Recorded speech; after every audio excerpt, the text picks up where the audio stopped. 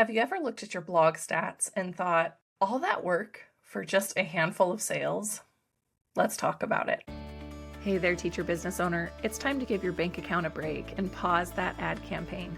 I'm your host, Stephanie Royer, and I'm going to show you how to pay less for traffic.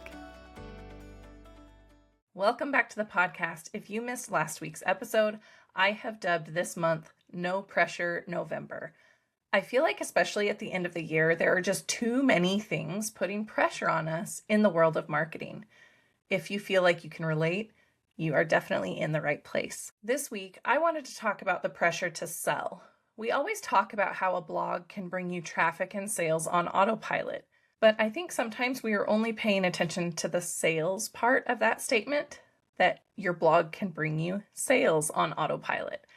So that if your blog doesn't seem to be converting to sales, it's easy to get disheartened and wonder if all of the effort to blog is even worth it. So in this episode, we're going to dive into that pressure to sell. We're going to talk about where that pressure is coming from and what you can do about it. So first, where is this pressure actually coming from?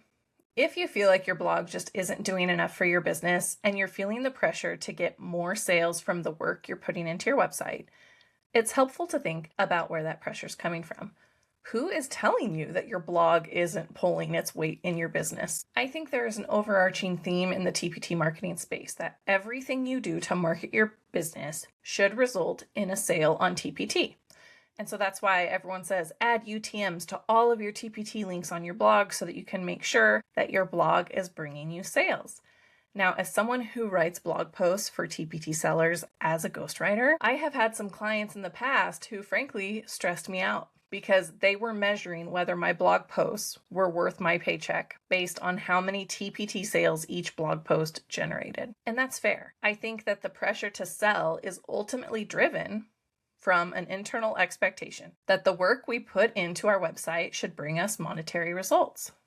It makes total sense. If you're paying someone hundreds of dollars a month to blog for your business, you want to be bringing in at least that much money from your store.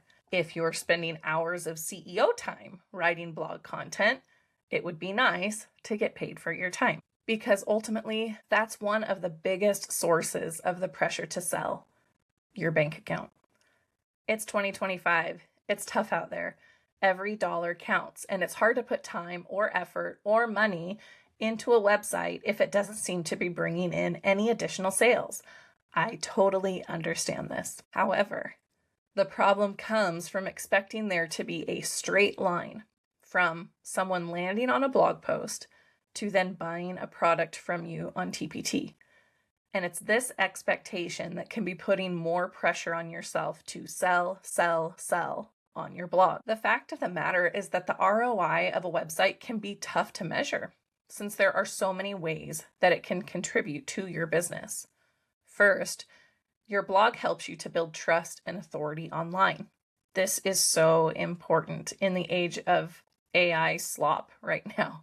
People want to connect with humans. They want to spend their dollar bills on products that have been made with care and concern, and not necessarily by a robot. A website is one way that you can establish that trust with potential customers. Second, your blog helps to increase your brand visibility.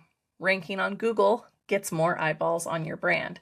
Even if people don't necessarily click on your posts, they will see your brand name over and over again in search results. So let's say that you create kindergarten content and a kindergarten teacher, every time they're looking for ideas on Google, they see your name in the top 5 results. They will become familiar with your brand simply by seeing it on Google. So that when they go to TPT to look for a product, it will come to their mind that they've seen your brand name before and they'll type it into the search bar to see what you have to offer. And third, your blog can warm up your leads. The people who visit your blog might not go straight to your TPT store and make a purchase, but they might return a few more times and then eventually become a customer. This journey is common with blog content. Cold traffic does take a bit of time to warm up, but it will with the right blogging strategy. So now let's talk about how you can feel less pressure to sell. Before we dive into my suggestions for relieving some of this pressure, I need to share a little analogy with you. I'm a mother of 3 kids. When they were really little, my husband and I shouldered all of the pressure for taking care of the house. we'd tidy things up, only to have our toddlers come right behind and work their toddler magic. But then when they got to be a little bit older, we started to give them chores to encourage them to learn basic self-care tasks, like making their bed, that type of thing. Now, the pressure to take care of the house was still on our shoulders. In fact, standing back while a preschooler makes their bed can feel like even more pressure. But something magical happened as my kids got older. As they progressed from elementary school to middle school to high school, they have been able to take on more jobs and responsibilities around the house. Now, I don't sit around eating bonbons, but I definitely feel much less pressure about the overall upkeep of our home because there are now 5 people who value a clean home and can take steps to care for it instead of just the 2 of us. But the key to relieving this stress and pressure was to gradually give our kids more jobs to do. Having teenagers that help around the house isn't something that happened magically overnight. It was finding chores that matched their current abilities, starting when they were really young, and then gradually changing the number or type of chores as developmentally appropriate. And I also don't expect my teenagers to manage the entire house all the time. That wouldn't be reasonable or fair. Instead, I found tasks that my children do really well and, frankly, they kind of enjoy. And those are their ongoing chores around the house. My husband and I take care of the rest with a lot less pressure on ourselves. So let's swap out taking care of the house with earning an income for your business. And let's swap out one of the kids with your blog. Your blog will never be the sole source of income for your TPT business, just like one of my children isn't going to be in charge of caring for the entire house. My guess is that the TPT search bar will always be your main source of sales. Instead, your blog can be part of the toolbox that adds more store visits and sales to your dashboard. But the key to feeling less pressure is to give your blog more things to do. Just like I would give my kids more jobs to do over time, because there are more ways that your blog can be adding income to your business besides just pointing people to TPT and hoping that they'll make a purchase. The more jobs that you give your blog, the less pressure you'll feel about sales. First, your website can be building your email list. Many TPT customers just need some time to get to know you and your business before purchasing for the first time. Your email list is where that nurturing happens, and your blog posts can provide that easy yes when it comes to getting people on your list. Blog posts with freebies are easy to market on Pinterest, so your email list can be growing and nurturing your audience on autopilot with the right lead magnet and welcome sequence. Second, your website can also be a source of significant affiliate income. Now, I'm not talking about just hyperlinking random words in your blog posts and pointing to Amazon.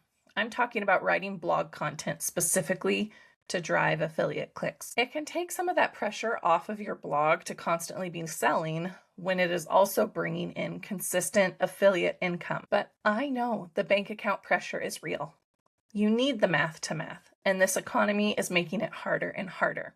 So that's why I am a huge proponent of using display ads to take some of the pressure off. Now that Mediavine has the Journey program with a very low threshold to qualify, and Raptive has even lowered their requirements to 25,000 page views per month as of the date of this recording, it really is possible to make good money from display ads on your website. I know it's a hot topic because, let's face it, ads aren't pretty. But I think you'll be surprised that they really don't impact your conversions all that much for the amount of extra income that you can earn. You are providing free content for website visitors to enjoy. There is nothing wrong with including display ads to offset the time and effort that it takes to prepare that free content, especially since your cold traffic from Google is often looking for free information and not necessarily a paid product. Just to give you an idea, my first full month on Journey, I made an additional $500 of completely passive income just from my small, neglected website. Think about how many sales you would need to have on TPT in order to make $500. And you can quickly see how display ads can relieve some of the pressure that you might be feeling about your blog making TPT sales. But one word of warning. Just like I didn't expect my toddlers to take on a huge list of household chores, You shouldn't try to implement all of these things all at once. Even more important, you shouldn't expect one blog to do all of the heavy lifting for every monetization method. It's important to be really intentional and strategic about when you're going to offer a freebie in a blog post and when you're going to be writing an affiliate post. But ultimately, the first step is to look at your blog as an asset that can pull more weight in your income generation. It might not be a straightforward conversion to sales on TPT. Instead, you should look at the different ways that your blog can enhance the customer journey that will eventually lead to income for your business. I hope that relieves some of the pressure to sell, sell, sell. If you'd like to continue to follow along with No Pressure November, be sure to subscribe wherever you're listening today. Thanks so much for listening to today's episode. If you enjoyed this conversation, I'd love it if you could share it with a Teacher Biz bestie. You have created high-quality resources. Now, let's help teachers find them. I'll see you next time.